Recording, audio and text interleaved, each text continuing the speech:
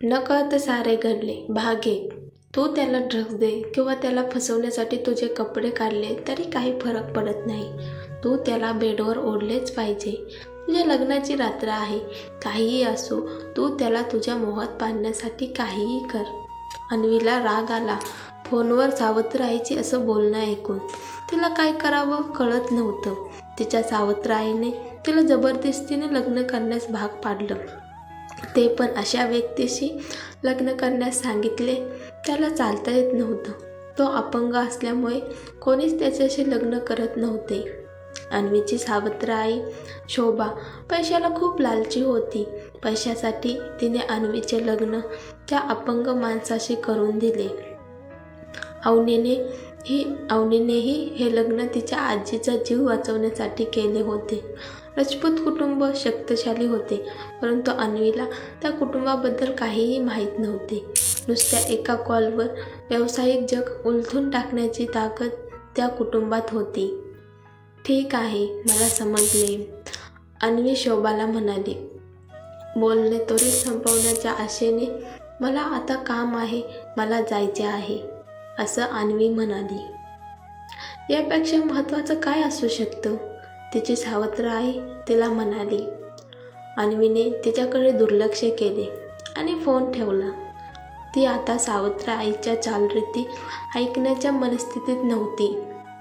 त्याऐवजी तिने तिच्या कामावर लक्ष केंद्रित केले.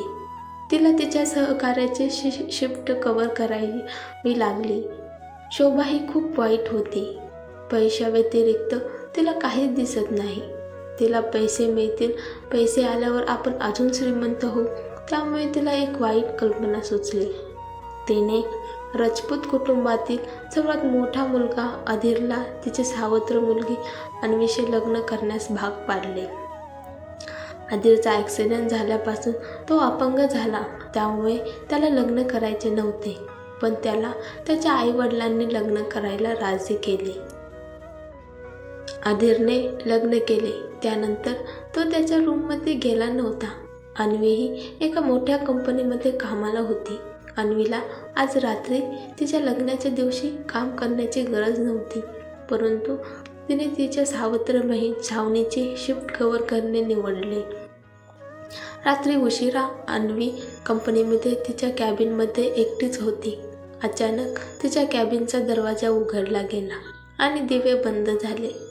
अन्वी घाबरली आणि तिने जोरात डोके फिरवले. हलू नको, एका माणसाचा खोल आवाज आला आणि तिच्या मानेवर धारदार चाकू दाबला गेला. रक्ताच्या वासाने तिला चक्कर आली. अन्वीने शांत राहण्याचा प्रयत्न केला. तिला त्या माणसावर हल्ला करायचा होता, पण तो खूप मजबूत होता.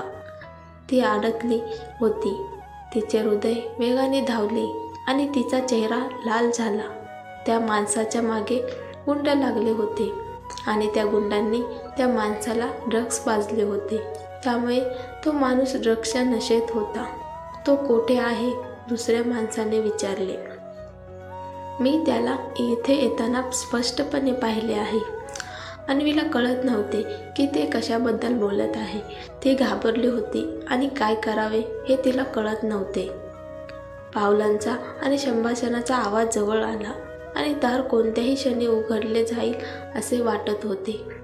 निराशेच्या क्षणी अन्वीने तिची सर्व शक्ती एकवटली आणि त्या माणसाला तिच्यापासून दूर ढकलले. पण जेव्हा ती ओरडणार होती तेव्हा त्या बलवान माणसाने तिला किस केले आणि तिला कोणताही आवाज करण्यापासून रोखले. अन्वीचे डोळे अचानक विस्फारले आणि तिने प्रतिकार करायला सुरुवात केली. पुढच्याच क्षणी दार उघडल्याचा आवाज आला. तो माणूस अन्वीला मला वाचव असे म्हणतो. या नाजूक क्षणी तिचे मन तयार केले आणि तिचे हात त्या माणसाच्या गळ्यात घातले. मग तिने त्याचे केस घेण्यास सुरुवात केली. मी तुला वाचवू शकते, मी मग शांत होण्याचे नाटक करत हळू आवाजात म्हणाली. तरीही तिचा आवाज किंचित थरथरत होता. त्या माणसाने तिच्याकडे टक लावून पाहिलं. पुढच्याच सेकंदाला त्याने तिला घट्ट मिठी मारली. एकामागून एक तिला केस करू लागला. मी जबाबदारी घेईन असे बोलल्यावर त्या माणसाचा आवाज खोल आणि मादक होता. ते ऐकून अन्वीच्या हृदयाची धडधड सुटली.